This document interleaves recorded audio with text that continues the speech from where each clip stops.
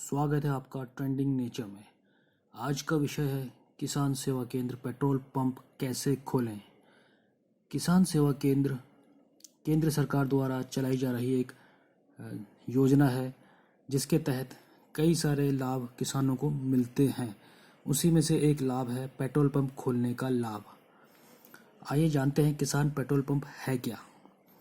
भारत सरकार की अधिकृत कंपनियां जैसे भारत पेट्रोलियम, एचपी यानी हिंदुस्तान पेट्रोलियम, इंडियन ऑयल, इनके द्वारा ग्रामीण क्षेत्रों में कम पूंजी लागत के पेट्रोल पंप की डीलरशिप दी जाती है।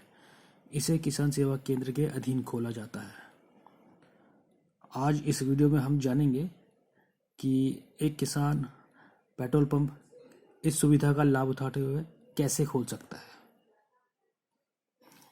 कुछ टॉपिक्स हैं कुछ जो इन सवालों को कवर करेंगे।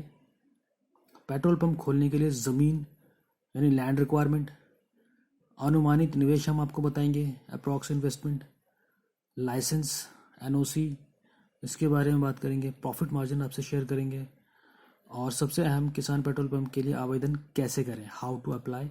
इन सभी सवालों के जवाब आपको इस वीडियो में मिल जाएंगे। पेट्रोल पंप खोलने के लिए ज़मीन की जो आवश्यकता होती है वो कुछ इस प्रकार से है। कम से कम 1 बीघा या आधा एकड़ की रिक्वायरमेंट होती है। जब हम बात करते हैं 1 बीघा ज़मीन की तो इसका यह मतलब नहीं कि एग्जैक्टली 1 बीघा आपको चाहिए।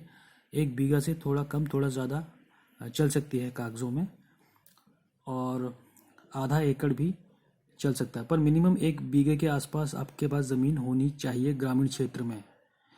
बाकी जो डायमेंशन है 150 बाय 150 का मांगा जाता है, फ्रंट और डेप्थ उसकी।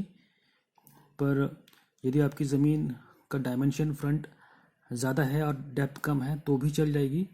पर हम बात कर रहे हैं प्राथमिकता की, फर्स्ट प्रायोरिटी की। जो स्क्वायर शेप ज़मीन होती है, मीन्स जिसका डेप्थ एंड फ्रंट अच्छा होता है, उस ज़मीन को प्राथमिकता मिलती है। और प्राथमिकता की ही बात करें तो ऐसी ज़मीन जो थोड़ा मार्केट रोड से या एरिया से थोड़े बहुत नज़दीक पड़ती है, उसको भी प्राथमिकता मिलती है, जिसमें बिजली के खंभे प्लस पानी की सुविधा भी होती है और इलेक्ट्रिसिटी जाने की सुविधा होती है, तो उसको भी प्राथमिकता मिलती है। हालांकि ग्रामीण क्षेत्र होने के कारण बाकी ज़मीनों को भी एलिजिबिलिटी है कि वो आवेदन कर सकते हैं, जिनके पास बाकी ऐसी ज़मीनें हैं जिनमें ये प्राथमिकता नहीं है। बट ये हमने आपको बात की प्राथमिकता की। अब बात करते हैं इन्वेस्टमेंट की, कितना आपको निवेश इसमें करना पड़ सकता है। तो कुल इसमें जो निवेश आता है 35 लाख रुपए का आता है। ये कैसे आता है आपको इसको एक बार ज़रा समझा देते हैं। इसमें 2 प्रकार से आपके निवेश होंगे। एक तो फर्स्ट बिलिंग, यानी कि जब आपका पेट्रोल पंप तैयार होगा तो आपको पेट्रोल और डीजल 10,000 लीटर पेट्रोल खरीदना होगा, 10,000 लीटर डीजल लेना होगा। ये शुरुआत में ही आपको लेना होगा, जिसका खर्चा जो है लगभग 20 लाख रुपए आता है। इसके अलावा इंफ्रास्ट्रक्चर, जो पंप बनने से पहले इंफ्रास्ट्रक्चर का जो कॉस्ट आएगा, जिसके अंतर्गत काफ़ी सारी चीज़ें आती हैं, जैसे इलेक्ट्रिसिटी, बिजली पानी का खर्चा, आउटलेट, प्लॉट डेवलपमेंट। आपका जो प्लॉट होगा जिसमें पेट्रोल पंप बनाया जा रहा है, उसको डेवलप किया जाएगा, उसको प्लेन किया जाएगा, उस पर वॉल कंस्ट्रक्शन होगा, दीवारें खड़ी की जाएंगी। तो इस तरह के कुछ इंफ्रास्ट्रक्चर कॉस्ट आते हैं। इसके अलावा सिक्योरिटी कॉस्ट आएगा। तो ये लमसम जो खर्चा है 12 से 15 लाख आपका इंफ्रास्ट्रक्चर का कॉस्ट आता है। यदि इन दोनों ही खर्चों को जोड़ दें, फर्स्ट बिलिंग जो कि रिक्वायरमेंट है, ज़रूरी है, तो इस तरह से 35 लाख का आंकड़ा तैयार होता है। यहाँ पर एक बात क्लियर करना ज़रूरी है कि यह एग्जैक्ट फिगर नहीं है। ऐसा नहीं है कि 35 हमने कहा है तो 35 ही अमाउंट आएगा। यह एक लमसम फिगर है जो हमारे द्वारा आपके लिए तैयार किया गया है, ताकि आपको इन्वेस्टमेंट प्लान समझने में सहायता मिल सके। यह इन्वेस्टमेंट प्लान केवल किसान सेवा केंद्र पेट्रोल पंप के लिए ही है, क्योंकि जब 35 लाख की बात की जाए पेट्रोल पंप खोलने के लिए तो यह काफ़ी कम रकम है। यदि आप हाईवे पर या अन्य पेट्रोल पंप खोलेंगे जो किसान सेवा केंद्र के अंतर्गत ना आता हो तो इन्वेस्टमेंट काफ़ी ज़्यादा हो सकता है। पर अगर आप किसान सेवा केंद्र के अंतर्गत पेट्रोल पंप खोल लेंगे तो यह एक लमसम फिगर आपके सामने निकल कर आता है। तो एक अच्छी मुहिम है, एक अच्छा फ़ायदा आपको यहाँ लेना चाहिए इसके द्वारा। बात करते हैं एनओसी की। लाइसेंस किस प्रकार से इसका होता है, तो आपको पहले एनओसी लेना पड़ेगा, यानी कि pollution control board. Pollution control board हर राज्य में होते हैं, इनकी ब्रांचेस भी होती हैं। आप अपने ज़िले से एनओसी सर्टिफिकेट ले सकते हैं और यह लेना कंपलसरी होता है। जो दूसरी रिक्वायरमेंट है, एग्रीकल्चर लैंड को नॉन एग्रीकल्चर लैंड में कन्वर्ट करना होता है, क्योंकि जो गांव की भूमि होती है, जाहिर सी बात है वो कृषि भूमि होती है ज़्यादातर।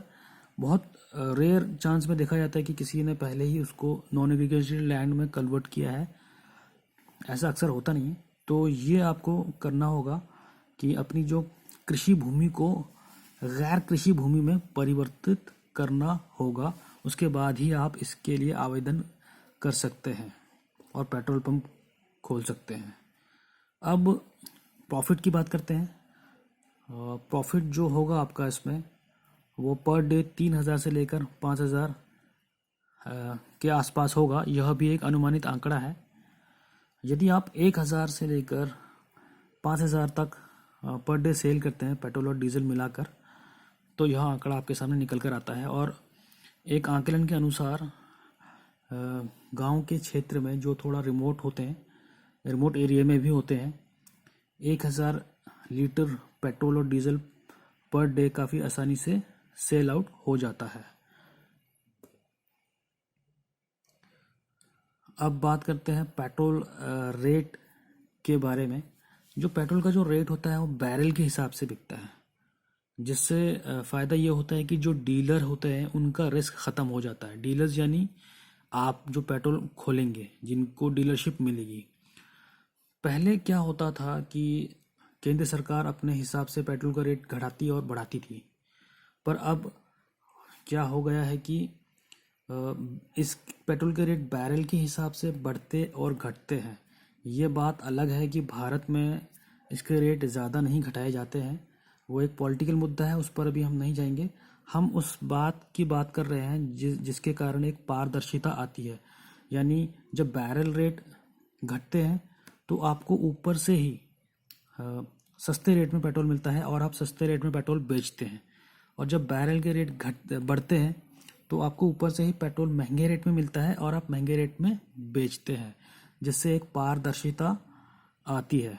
तो डीलर्स का जो नुकसान होता है वो पूरी तरह से इसमें ख़त्म हो जाता है, जो कि एक अच्छी बात होती है।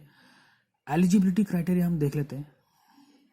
जो आवेदक है उसके लिए पात्रता क्या क्या है। सबसे पहले तो ज़मीन आवेदक के नाम पर हो, विवादित ज़मीन ना हो, उसका जो टाइटल हो पूरी तरीके से क्लियर होना चाहिए, किसी लीगल और इलीगल मैटर में फंसा हुआ ना हो।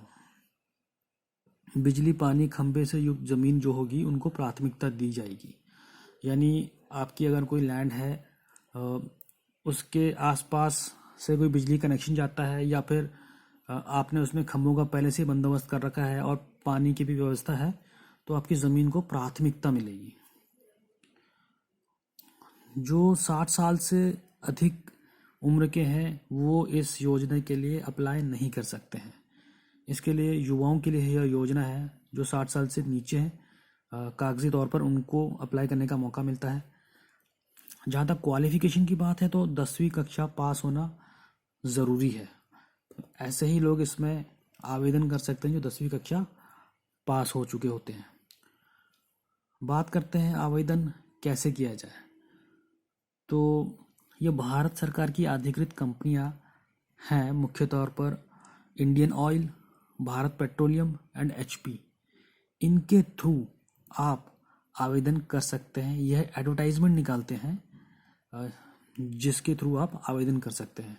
पहले आवेदन ऑफलाइन भी हुआ करते थे, बट किसी कारणवश वे बंद कर दिए गए हैं, और ज़्यादा पारदर्शिता लाने के लिए अब केवल ऑनलाइन आवेदन रह गए हैं। आप इनकी ऑफिशियल वेबसाइट पर भी जा सकते हैं। इनकी मतलब Bharat petroleum, HP and Indian oil की ऑफिशियल वेबसाइट्स पर भी आप जा सकते हैं। इसके अलावा ये एडवर्टाइजमेंट निकालते हैं, आपको पेपर्स में ये लोग ऐड देते हैं। आप वहाँ पर भी चेक कर सकते हैं कि कब ये तीनों कंपनियां ऐड दे रही हैं अपनी डीलरशिप किसी को देने के लिए, डीलरशिप के लिए। जब ये ऐड देती हैं तो आपको अखबार और वेबसाइट के अलावा आप हमारी आधिकारिक वेबसाइट जिसका नाम है signuptrendingnature.com पर भी जाकर देख सकते हैं, क्योंकि हमने इस विषय में लिखा है और हमारी कोशिश यह रहेगी कि जैसे ही कहीं से कोई अपडेट आती है इनकी ओर से तो हम अपनी वेबसाइट पर भी उसे प्रकाशित करेंगे। तो हमारी वेबसाइट पर भी जाकर आप इसकी अपडेट की जानकारी ले सकते हैं। इसके अलावा हमारी जो वेबसाइट है साइन अप ट्रेंडिंग नेचर, यहाँ पर आपको फ्री प्रोजेक्ट रिपोर्ट मिलते हैं और फ्री PDF मिलते हैं। प्लस हमने रिच ट्री फार्मिंग के ऊपर लिखा है, यानी ऐसे पेड़ जो हमारे किसान भाइयों के लिए मददगार साबित हो सकते हैं। हमारा उद्देश्य है कम समय में, कम निवेश में अधिक मुनाफा देने वाली फसलों की खोज करना, और हमने कई फसलों के बारे में लिखा भी हुआ है जो कुछ लोगों को पता भी नहीं होती है। हमने साधारण फसलों के अलावा असाधारण फसलों के बारे में भी लिखा है। असाधारण का मतलब है कि जो कम समय में थोड़ा ज़्यादा मुनाफा देती है, जैसे ब्लैक टर्मरिक हो गई। अगर पेड़ों की बात करें तो हमने अगरवुड से लेकर महोगनी के बारे में लिखा है। इनके सबकी फ्री प्रोजेक्ट रिपोर्ट आप हमारी ऑफिशियल वेबसाइट signuptrendingnature.com पर जाकर ले सकते हैं। और इसके अलावा किसानों के लिए सरकारी योजनाएं, सब्सिडी और अन्य विषयों पर भी हमने अपनी वेबसाइट में काफ़ी कुछ जानकारी दे रखी है, जिसके बारे में आप जान सकते हैं।